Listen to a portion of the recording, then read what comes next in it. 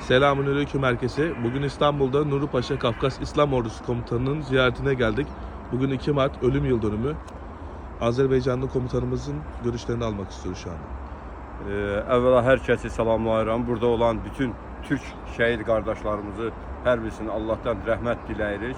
Bugün bildiyiniz kimi Nuri Paşanın ölüm günüdür və bu anım günü ilə münasibəti ilə biz də gəldik ki, Nuri Paşanı ziyarət edək və gəlib öz ziyarətimizi bu günlər etdik. Bildiyiniz kimi erməni başlıqlarından başını xilas edən Nuri Paşanın bildiyiniz kimi dəfn edildiği yerdir ve burada her bir Azerbaycanlı olarak, her bir Türk olarak biz bu şəxsin karşısında öz diqqətlə salamımızı vererek ve onu ziyaret ettik ve onu bir Azerbaycan Türkü kimi, bir milliyyətçisi kimi, bir xalqın nümayəndəsi kimi bizim her birimizin borcudur ki, öz şəhidlərimizi ve öz paşalarımızı tanıyaq ve ona her zamanda dualar ve Allah'tan onlara hoş necə deyərlər, rəhmətlər diləyər.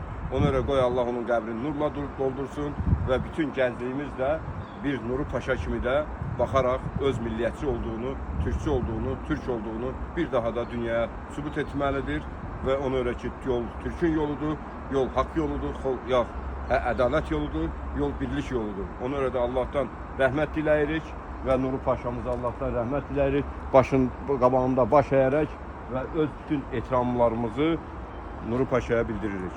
Çok sağ olun. Allah razı olsun. Allah ziyaretinizi de kabul eylesin.